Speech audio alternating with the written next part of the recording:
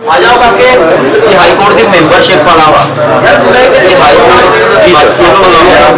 हाँ पंजाब वाला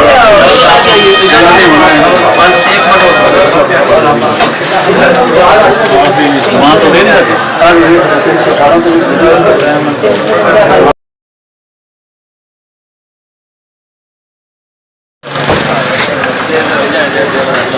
डॉक्टर साहब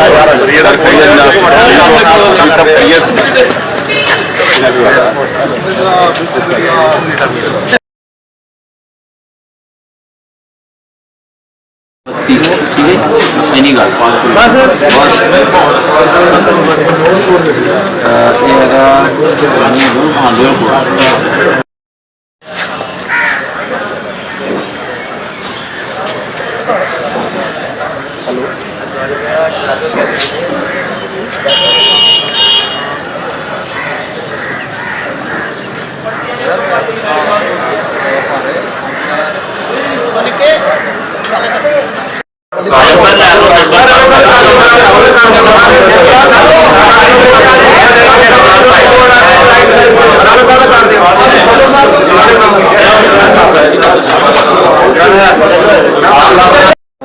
इतने की होती कि जाओ ही ना